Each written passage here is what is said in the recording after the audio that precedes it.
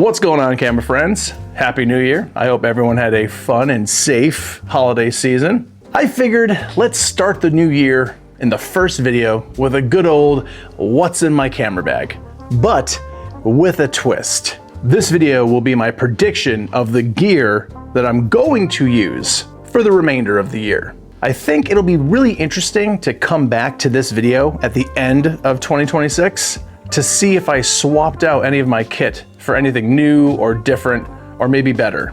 Before we get going, I do want to mention that I am very fortunate, or as I would like to call it, sack deep in credit card debt, to be able to have a pretty complete Sony and Lumix setup. Is that weird? Sony and Lumix? I don't know. I think it's a pretty rad combo.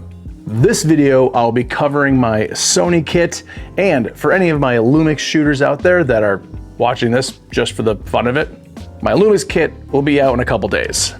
All right, I actually wrote everything I just said, but from this point on in the video, I'm gonna be going completely off script, starting right now. I don't know what to say. I need a bit more space rather than this area, so this is a lot more comfortable. Now let's first talk about the boring stuff. This is my Hex brand bag that I've had for probably 6 years at this point now. This thing's been to multiple countries and has served me well. And to be honest, this is the only thing in my kit that I haven't changed in 5 years, which is, you know, probably something that I should pay attention to. Maybe treat all my stuff more like my bag. Hex brand, no affiliation. I've done multiple of these videos and I've always had this bag in all the videos, and still no call from Hex. Come on guys, hey, what's up? This small rig multi-tool, this thing's pretty awesome. I've had this for a lot of years as well. Comes in handy. It's got all the Phillips heads and Hex heads and little screwdriver-y thing, little flathead that pops out right there. This is a great tool to have in your bag at all times if you want to get off tripod plates, different mounts, whatever you need to unscrew. Yeah, it's got it all. Everything that is in this video will be in my affiliate links below, so if you want to support the channel and support me, if you like any of the stuff you see, use one of those links. Thanks. Handheld tripod that I've been using, or the handheld vlog, I don't know, whatever you want to call this thing.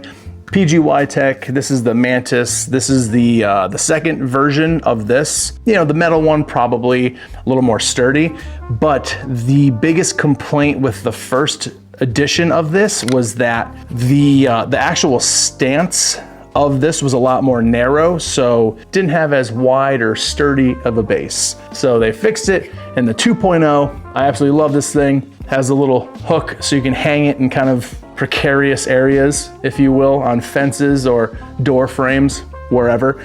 But yeah, PGY Tech goes everywhere with me. Yeah.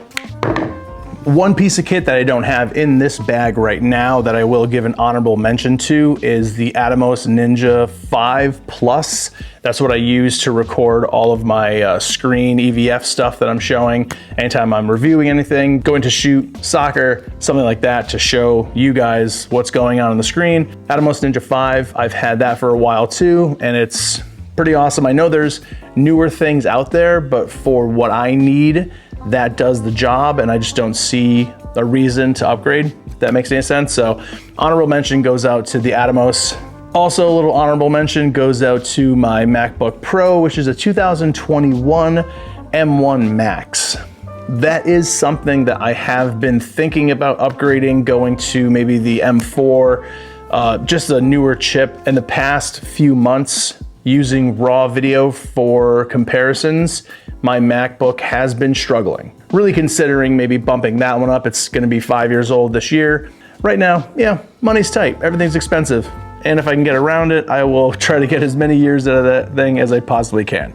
And I suggest the same for you. If all your equipment works well, don't worry about upgrading it, just keep on using it. That's really the overlying story behind this whole thing. Anytime I'm traveling and I need a portable SSD, I've got this guy right here from SanDisk. This is the 8 terabyte. It's pretty fast, it does the job. And it's just so small and you can put it in your pocket. 8 terabytes, imagine 5 years ago, having 8 terabytes in something that fits in the palm of your hand. It's pretty impressive, all the technology. For a secondary camera, I do have the Action 6 from DJI. Anytime I'm shooting POV or any B-roll that I want to get that I don't want to pull out one of my other cameras for, my full frame cameras, I will use either the Action 5 or Action 6. I also have one of those neck strap things that you put the camera there, so when I'm going out shooting wildlife or street or product stuff, this is really handy to have on there for a POV shot.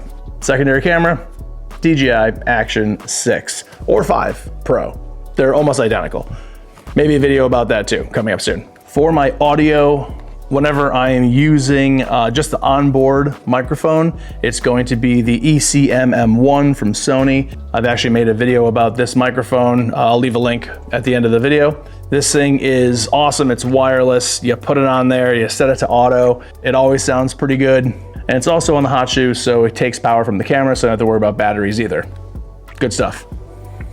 My other mic, which I'm wearing right now, is the DJI Mic 3. Anytime I need a wireless solution, this is the mic I'm going with. Also quickly mention the filters that I'm using, specifically ND filters. I use a K&F Concept, and I have also been using the Polar Pros, the Peter McKinnon Magnetic, those ones. They both work great. Moving on. And now getting into the fun part. Let's talk about, what should we do first? We do the camera, yeah, you know what? Let's do the camera bodies first, and then we'll go to lenses. So as my main video camera at this point, and for the past 4 years now, I think 3 years, when did this come out? I'll leave it down there, is the ZVE1. And I have this newer cage on mine. And I tell you what, this cage, the camera's comfortable regardless, but this cage with the extended grip here just makes it probably one of the most comfortable gripped cameras I own. This thing is excellent. Has all the 1/4-20 mounts on the side. When you're shooting, this little piece here actually kind of acts like an additional point of contact to get like a really good stable shot. This newer cage, highly recommend, link in description if you want to check that out. But ZVE1, I know it's a little bit old now, but like I said, if it's still working well and you're still getting good quality out of it, then why do anything about it? Just keep on rocking it. This sensor's great from the FX3, also the A7S III. This is a smaller, less expensive FX3 for the most part. You get what I'm saying. ZVE1, good stuff. Then for my main photo camera for 2026, it is going to be the A7 IV. Now I am shooting on the A7R5 right now. That's what you're looking at here. And I'm still in the process doing a lot of comparisons between the A7 IV and the A7R5. Thanks to you guys, if you're watching this video, if you're one of the people that commented on the past 2 videos, a lot of those ideas comparing resolution to speed. If you're not subscribed, make sure you are so you don't miss those videos. But for the time being, the A7 IV will be the 2026 photo camera. This also shoots really great video too. So I'll be kind of bouncing between the two, ZVE1 and this. These 2 cameras will be the 2 Sony bodies that I plan on using for the entire year. So mark my words, here it is now. I said it. Now let's move on to the lenses. This is where it gets tricky. Whenever you ask yourself, do I have too many lenses? If you can't fit them in your one camera bag with a camera body that you want to bring with you, then most likely yes, that might be the answer for you. The first lens I want to talk about is the Sony 16mm f1.8 G lens. This is the lens that is always, basically, I might as well just weld this to my ZVE1 because it lives there. They're best friends. Now, this isn't the most versatile lens, obviously it's a prime, but for lightweight vlog style stuff with the ZVE1, I've been waiting for Sony to make a lens like this. 16mm 1.8 this small, it's pretty incredible, and the image quality obviously is great too. Next lens I'm gonna talk about is the Tamron 35-150. Now here is where it got a little bit tricky because as far as travel-friendly lenses, this one is probably not the one that you would gravitate towards. It is a heavy lens, and when it's on the camera, it can be a little bit bulky. But for the Versatility of this lens. You're getting an f2 from 35 until I believe somewhere in the 60s. I'll have to look that up, but you're getting a 2.8 at 150. So if you're looking to get more compression when you're doing headshots or something like that, the 2.8 at 150 for the cost of this lens, it's pretty awesome. If you can get around the weight of it, it is a really great travel lens to have. Next lens that I picked is the good old trusty 35-1.4 G Master. I don't know what it is about this lens. It's nice and compact, it's small. When it's on the camera, it is, very portable. There's something about the image quality out of this lens that is just, man. I'm looking over my stuff, I'm like, all right, I need to like really pick 3 lenses that I can see myself using throughout the entire year. If I had to make a decision, and this is the only stuff I could take, what lens would I take? And it would definitely be this lens. Great for street photography, great for portrait photography.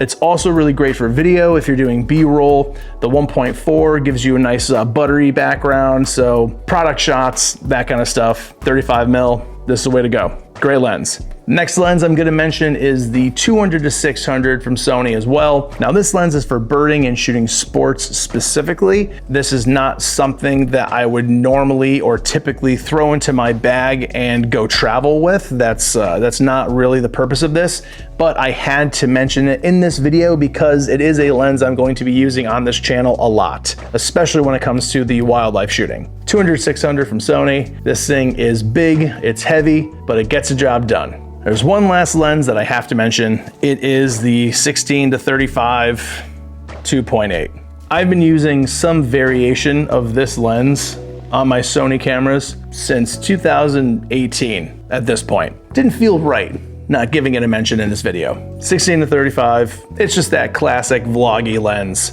I mean, who doesn't have one of these? Right now, turn around, look behind you. I guarantee your 16-35 is probably staring at you because its ears are ringing. That's stupid. 16-35, couldn't help but mention it. And there it is. That is what's in my bag for 2026. And now it's your turn. What is your favorite gear? What are you gonna be using for 2026? Let's have a conversation. Let's have that conversation down below. If you've made it this far, make sure you're subscribed so you don't miss any new videos. Also, if you found this helpful in any way, entertaining, did I get you to laugh or ponder? Did those emotions happen? If they did, give this video a thumbs up. All right, we'll see you in the next one.